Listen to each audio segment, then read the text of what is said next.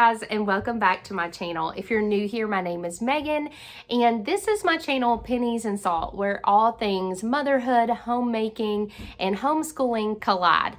I am so glad that you're here, and today I hope that you'll enjoy this video. So this is our 8th year of homeschooling, and over the years we have tried our share of different curriculum, but by far one of my favorite history curriculums out there is Story of the World, and the main reason is its versatility and adaptability for our home and what I've seen also in a lot of people's homes.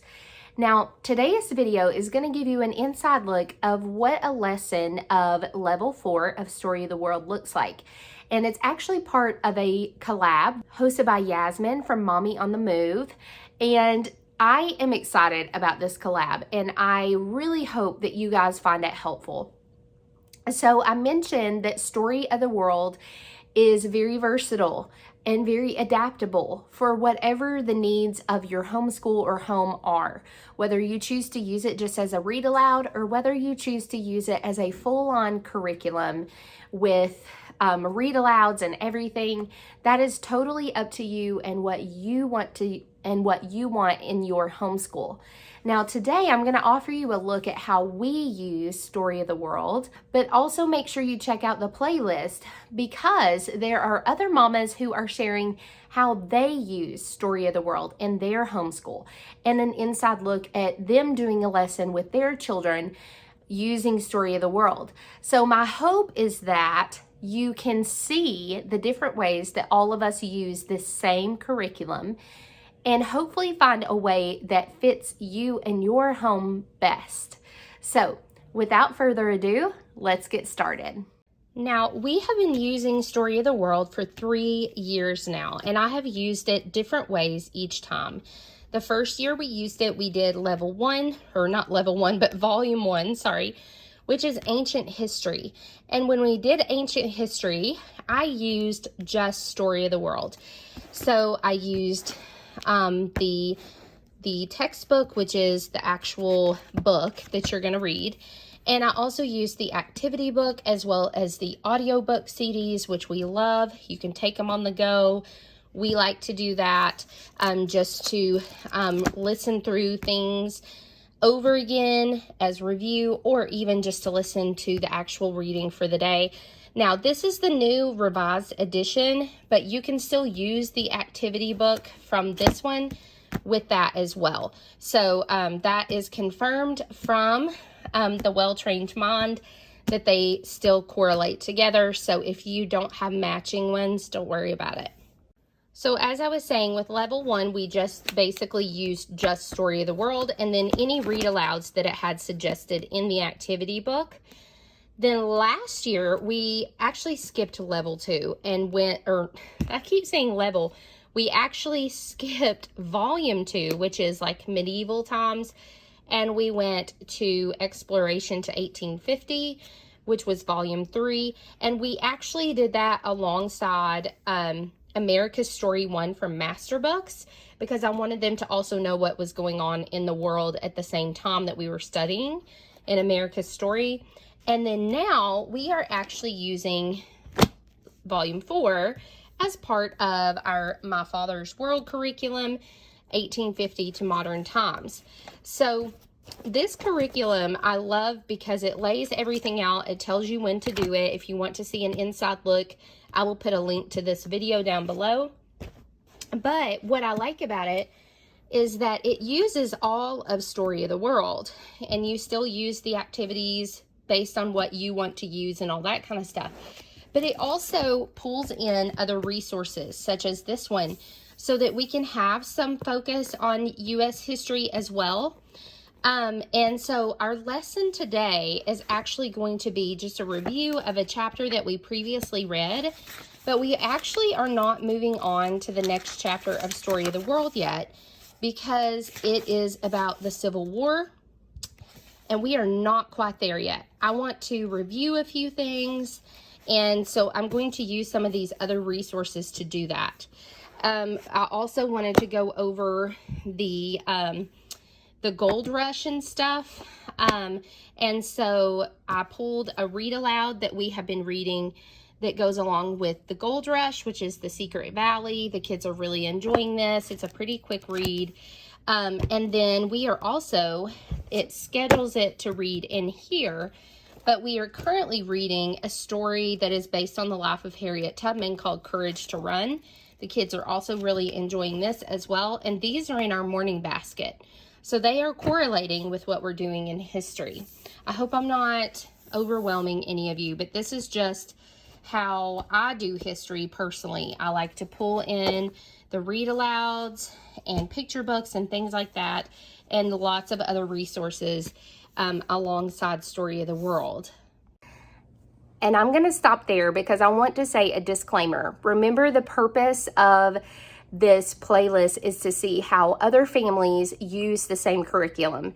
There is no right or wrong way to doing this. This is how I've chosen to implement it in our homeschool. My oldest son is in 6th grade, and so I feel like he needs like a really full history foundation at this point. And so my younger kids, of course, are just along for the ride as well, and they're able to listen in and glean and all that kind of stuff from whatever we're learning about. My husband and I are also huge history lovers. And so that is why we focus so much on history and why we do so much probably compared to a lot of people with this curriculum. But I'm still going to take you through so you can see how we do this and how we use it in our home. So basically what I'm going to be doing today, just to kind of fill in what we've been learning in Story of the World, is I am going to go in here, and what I love about this is that it has everything by year. So if we have been learning about something that happened in Story of the World that was in the 1850s, then I can come through here and we can kind of do a overview of things in here leading up to the Civil War, because I don't quite want to go into the Civil War yet. I want to cover a little bit more on the Gold Rush, like I said, and I want to talk about like Harriet Tubman and things like that before we get into talking about the Civil War just yet.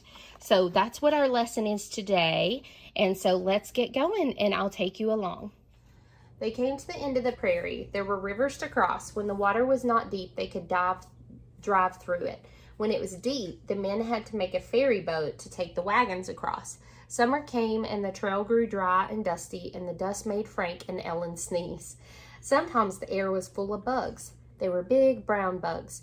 They flew into the wagon. The cat patted them with his paws. "Let's go fast," said Ellen, "and get away from the bugs." So this is the Secret Valley book that I had showed you earlier, and we really are enjoying this. And we typically do this during our morning basket time, but today we're doing it this afternoon. We're going to go back through and just review this chapter about Italy's resurrection.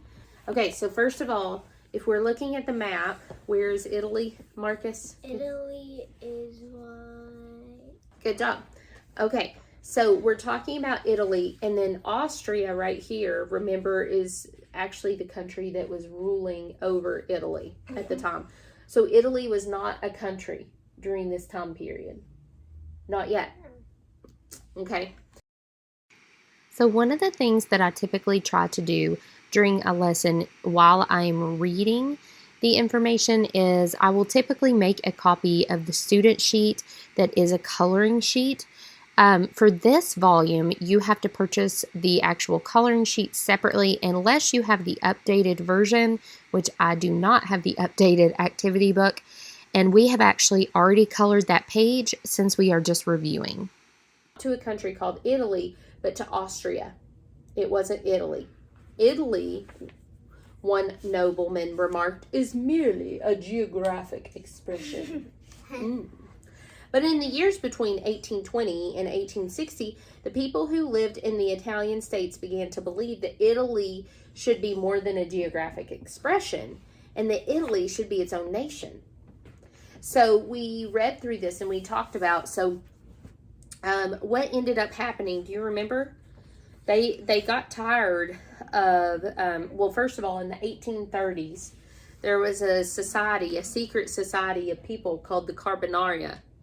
And they started, the ringleader, remember, was Giuseppe Mazzini. Yeah. Giuseppe Mazzini. And he was the ringleader of those people. But then later on, they formed another secret society called the Young Italy. Okay? Called Young Italy. Remember, they kept growing and growing and growing, and they started a revolt in 1848. Stop playing with that, goober. So the fighting started to spread north. And it grew more and more. But what country, do you remember what country got involved? Italy. No, it wasn't a country. Oh, France. France. Yeah. Yes, France got involved, remember? And now their leader at the time was Giuseppe Garibaldi. Sounds Italian. Because he is. Yeah, I said I know. of the young Italians, yeah.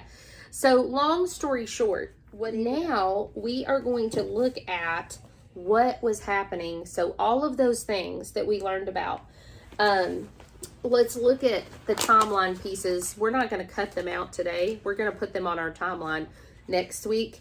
So, but let's go through like what all we have studied so far. So Queen Victoria was the queen of what? Queen of England. Yeah, Sorry, Queen of England. Or Great Britain, Yeah. as a lot of times it was called then. And then she wanted to have a big exhibition. Yeah. So she had the Crystal Palace built for that, to kind of basically show off everything in the In kingdom. 1853 through 1856. No, oh, right here. Yeah, Yeah. that was the Crimean War. Yeah. And do you remember that nurse we talked about? Yeah. Who was it? I forgot. Florence? Yeah, Florence Nightingale. Yeah. Florence Nightingale. Why Good. is it, what's the 1875 through 1858? Oh, you mean 1857? That's the sepoys, remember, in Oh, India? Sepoy. And yeah, so all of this was happening around in the world. What country was that happening in? That was happening in Asia. In No. Asia? Yeah, in Asia. India. In India. India. Yeah. Okay, so then we learned about David Livingstone and how he went to Africa and he was a missionary, and we learned about all the really neat things with that.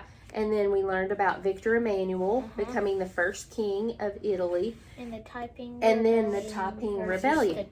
The Did we Qing learn about dynasty. Not yet. We're not there yet. Yeah, the Qing dynasty, yes, with the Taiping Rebellion. Now today what we're going to talk about is we learned about the Trail of Tears and the Indian removal at the end of last year. And we barely touched on the gold rush, and we talked about it a little more the other day. Do you remember how heavy the biggest gold nugget was? Yes, it was 95 pounds. Yeah, really big. 200 pounds. Okay, and yes, in California at Sutter's Mill Yes, that in is. Northern California, remember? And here's a really cool picture of miners panning for gold.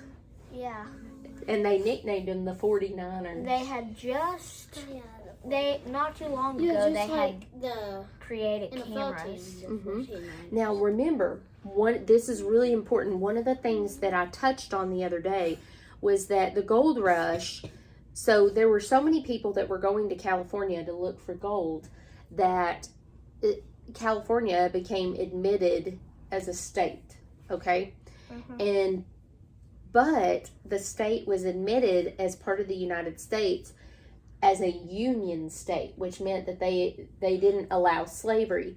Well, what this did is it made more states that were no to slavery and than the ones that allowed slavery, than the Confederate states.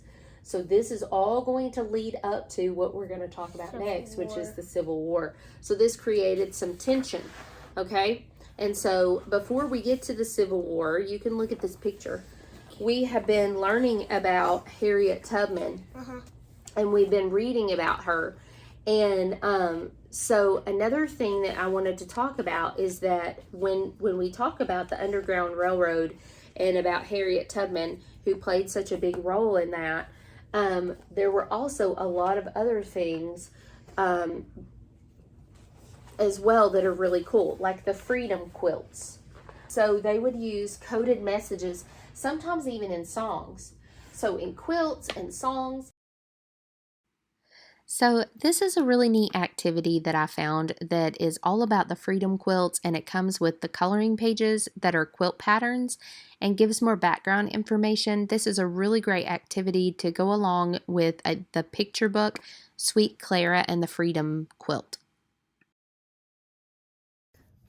Okay, so these are some of the different patterns of quilts, okay? So this one is the monkey wrench quilt, and this meant for slaves to gather all of their tools that they might need to journey to freedom. So tools meant like